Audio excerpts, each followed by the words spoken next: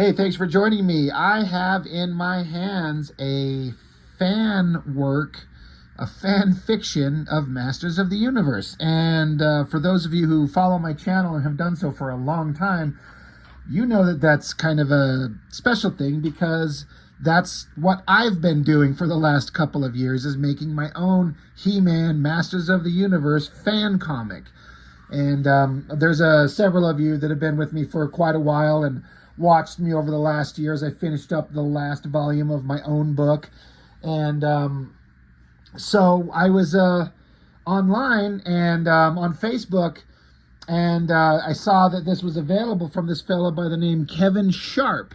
I followed him through the advice of a fellow artist that saw that I was making my own He-Man fan fiction and said, you should follow Kevin Sharpe. This guy loves He-Man and does a lot of artwork of the characters. You'd probably like him. And so I looked it up and looked him up, and I was like, oh, God damn, this guy is good. Like, holy crap, how did I miss this? You know, how did I miss this guy's work? So I follow him on Facebook, and he had put out there that he had been part of this project from some, I guess it was originated in Germany. Whether it was one particular guy or a couple, I'm not entirely sure, because this book is, it's mostly in German. There's an English and a German side to it. But I guess, as I understand it, is that there's this, the fella who kind of spearheaded this thing in Germany, big Masters of the Universe fan, and contacted Kevin Sharpe and asked him, I guess, if he'd be willing to draw this little small story of fan fiction for him, and they worked out a deal, or however that went down, and that's what we're holding in our hands.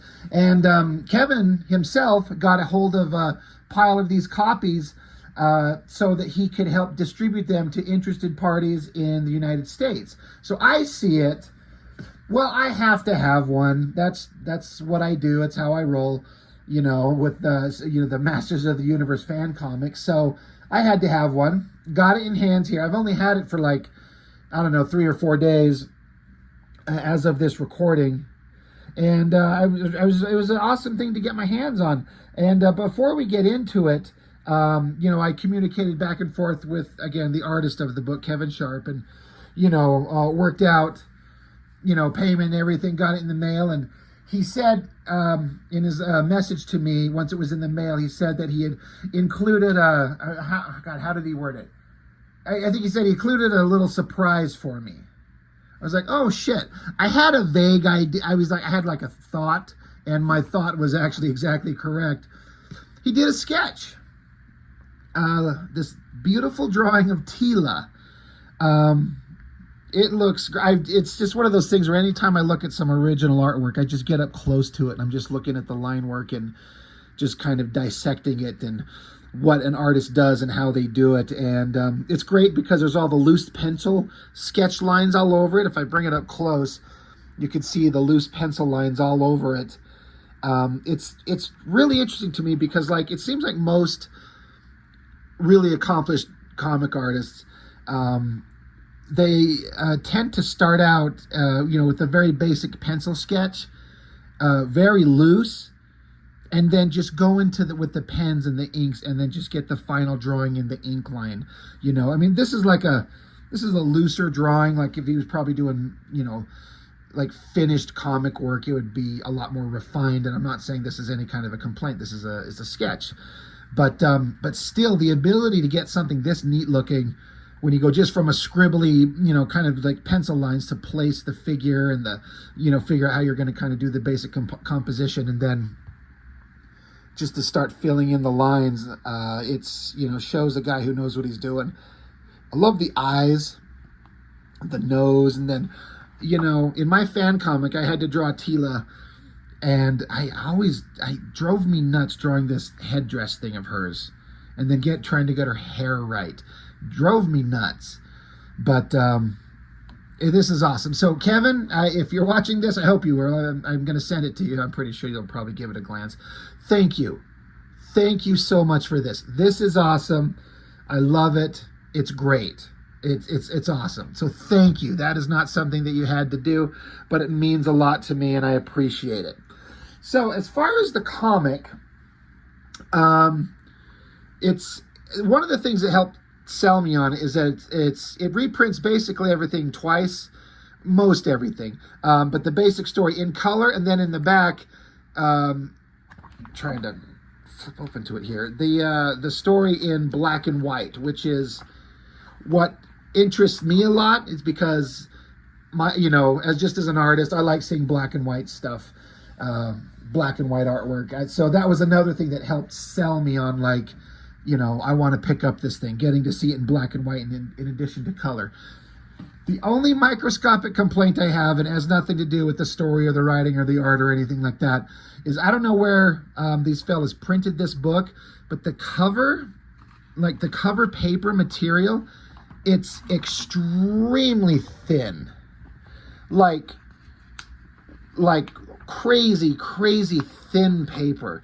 And that's not necessarily a big deal. The only thing that sucked is that when I got it, it did come in a plastic bag that had the flap with some of the kind of self-adhesive sticky part to kind of seal it shut. So I opened it up, pulled it out, and then kind of put the bag behind it, kind of flipped through it real quick because I just barely gotten home from work.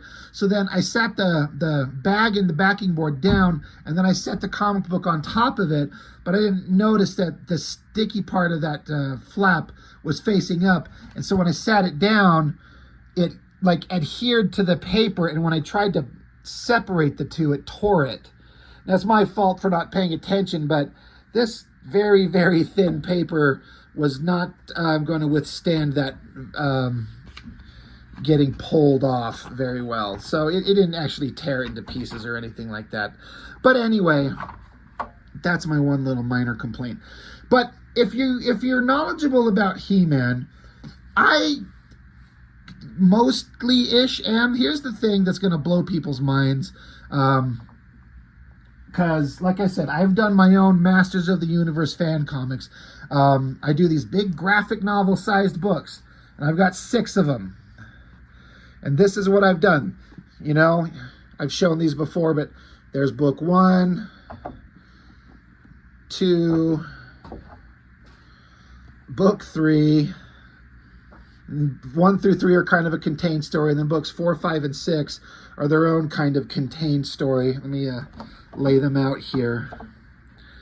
And I just finished this volume 6 just this last summer, fall, and 120 pages.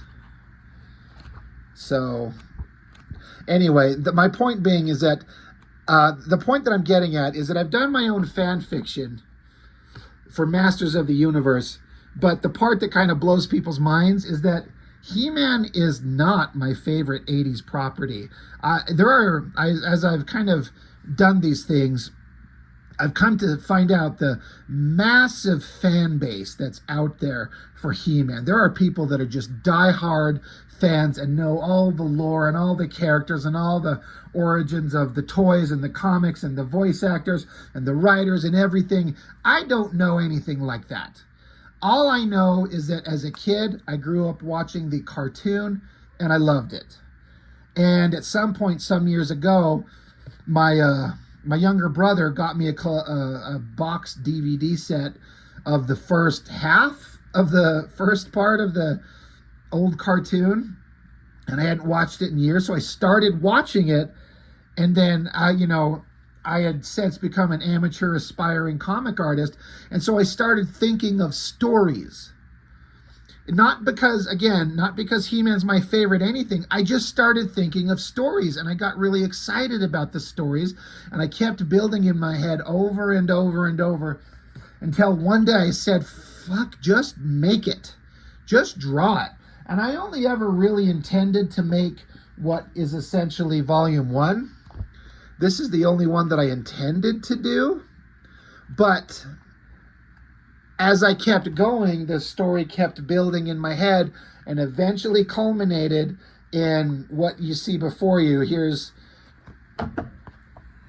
the first 3, and obviously you can see I had it cross over with some other 80s properties. I should also mention that my younger brother, the one who kind of gave me the DVDs for my birthday, he helped me with the art in the first 3 volumes in a couple of places. About a third of the book in this one, a small chunk in this one, and about half in the final volume, because we kind of built this story, and it's all basically my story, but my brother helped me out with some of the art. But anyway, again, I keep trailing off here. The point is that Masters of the Universe is not my favorite 80s property, but I did come up with the story that intrigued me enough to stick with it for years to create these books. We flip them over on the back for the back covers. And it's it's the greatest thing I've ever made as an amateur kind of artist and creator. And I'm proud of them. So I mention that because the book here that we've got to look at, this new work, it's to resolve sort of a story that was going on, that was transitioning from the original 80s cartoon to the subsequent follow-up show, He-Man: The New Adventures. And again, because I'm making sure I point out that I am not a scholar of Masters of the Universe. I'm just a fan of the cartoon, the original 80s cartoon, the end. That's all I know. The basic character traits are what I based my stories on.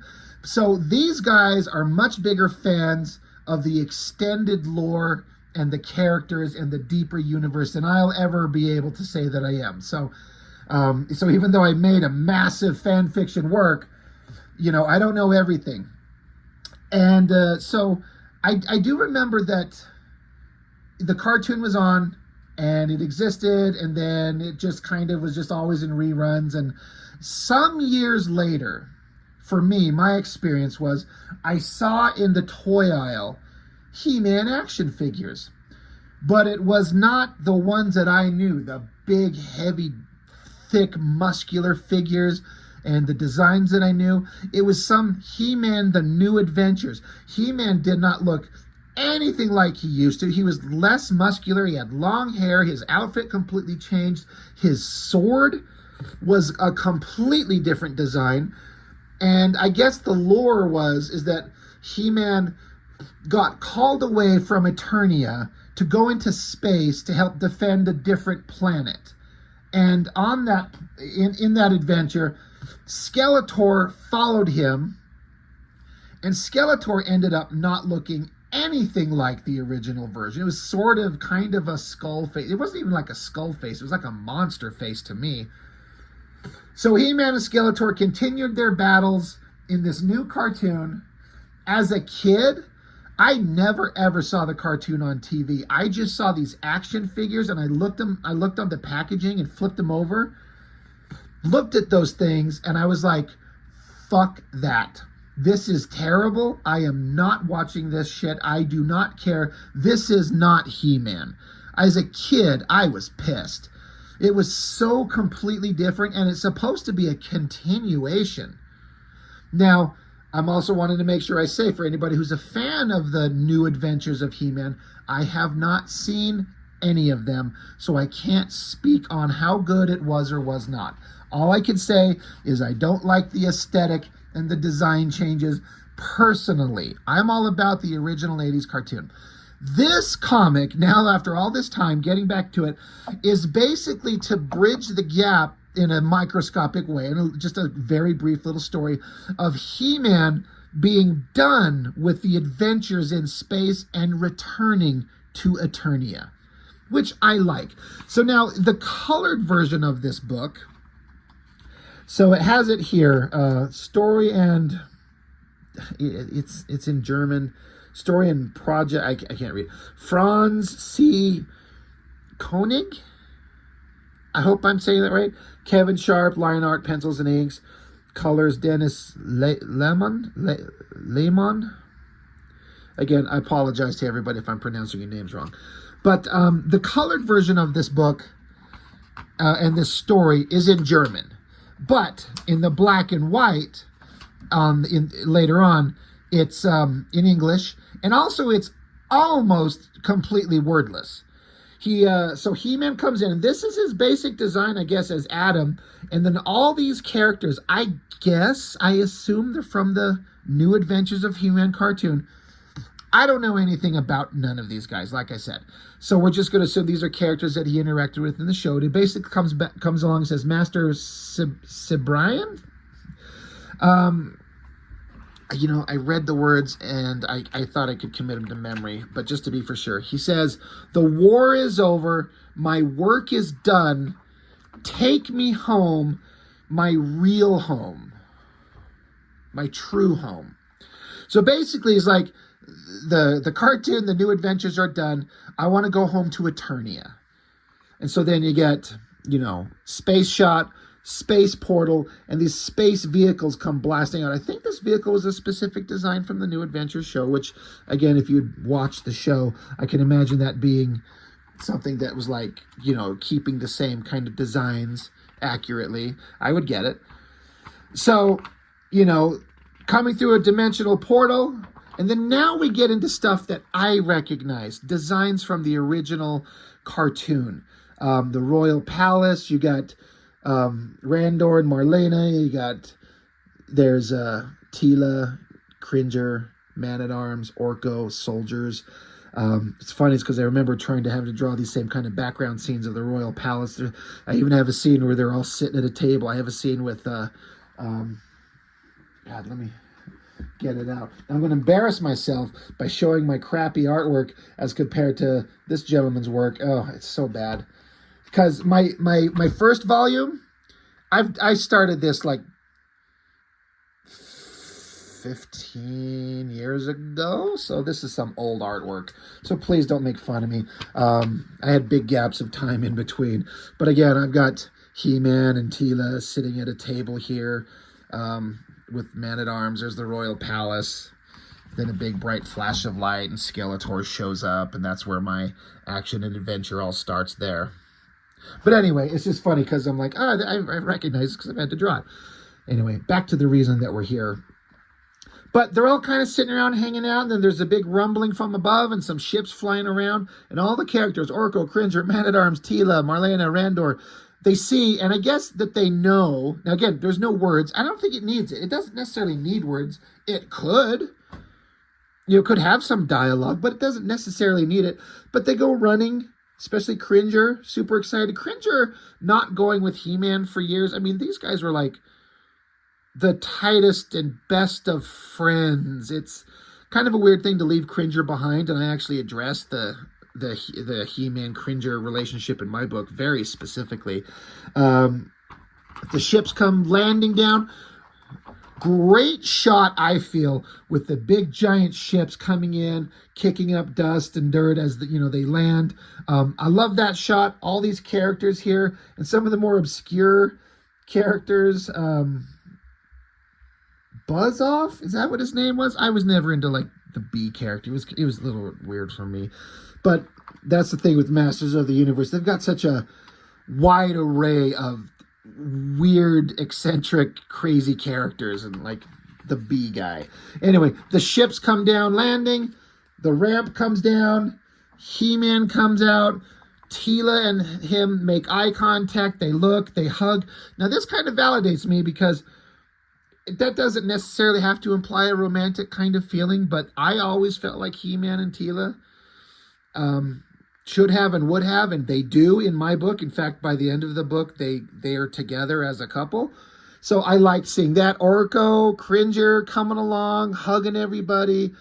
Mom and Dad get to see their son. They embrace, they hug. I even had a scene in my book where He-Man was gone for a long stretch of time, but in mine, it was for a much more horrific reason. But he eventually comes back and, hugs everybody. I've got scenes of,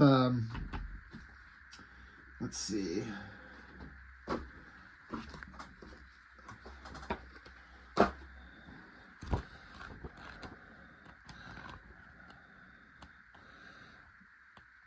Yeah, He-Man finally kind of rejoins the world after this horrible fate that befell him. And then I've got these scenes here where He-Man comes up to Queen Marlena and Randor and embraces them. Teela hugs Orko. Teela has ascended to the role of Sorceress of Grayskull because the Sorceress was murdered by Skeletor. Man-at-Arms is dead. In my version, Skeletor killed him, so they go visit the grave site of Man-at-Arms. So, I've got, it's similar themes. But they hug each other, they embrace, and then you get this incredible, what I can only imagine was a hell of a time-consuming shot of tons of characters. I don't know if this is like old Eternia meeting new Adventures He-Man characters. Excuse me, it's a hiccup. I don't know. I was trying to go through these and see what characters I could identify. And there's tons of them. I don't know who these people are. So I'm guessing a lot of them are from the new shows. You got Zoar the Falcon up there and then some other kind of robotic bird. I did think it was funny. Way off here in the distance, there's Alf from the TV show. Gordon Shumway. But I was like, oh, roll call. Who are all these people? I'm like, no idea. All right, Mechaneck, I know that. There's a dog. Ram Man. This guy's design's vaguely familiar, but I can't figure it out. Mossman, Randor, and Marlena again. Then Teela, of course. So Man-at-Arms, I'm guessing that's Clamp Champ. Manny Faces. The fucking flying bird guy. I'm sorry, my brain is completely just... Guys, one of the major characters. I can't think of his damn name. Orcos. Anyway, tons of characters. I just don't know who they are. But what a time-consuming, pain-in-the-butt shot. But it looks great. I think it looks fantastic. And again, I didn't... what does he just say? I think he says he's just like, I'm home. Yeah, I'm home. So Adam's home. So I appreciate this. I like this. The idea that after he went off into his space adventures, like the New Adventures of He-Man, that cartoon, that adventure's done and he's home where he's supposed to be. So then there's some, and this is all in German, kind of explaining what this book is and how they contacted Kevin Sharpe and worked out his deal with him and what this work means to them. And then there's some pinups by Kevin Sharpe. Yeah, so that's like the original. It looks like I think the toy version of Teela, where she had like a snake kind of goddess kind of outfit design thing. Manny Faces is one of those characters that's like completely ridiculous and also completely awesome. Like, it doesn't make any sense, but does it have to? Does a giant bee person make sense? I don't know. So yeah, Mechaneck, and then Snout Spout. Again, the character with the giant elephant trunk, and he squirts water like the toy. Manny Faces again, Orko in Attack Tracks, and the robot guy, Roboto or something like that. That's another character that, if he was ever in the original Filmation 80s cartoon, I don't remember it. But again, I'm not the master of the knowledge on Masters of the Universe. I don't know who or what that is. But hot girl, making sure we can see some butts and boobs. So I'm 100% on board with that. And then there's another small story. You got He-Man and Zodak. And involving snakes, like the Snake Men, the snake creatures in the Masters of the Universe world was always kind of a big thing. And that's something that I kind of didn't do much with at all I was gonna say I didn't do anything with it in my fan fiction, but I did have some snake people getting fought by some characters in the background in one panel, so there you go, I included them. But yeah, I don't know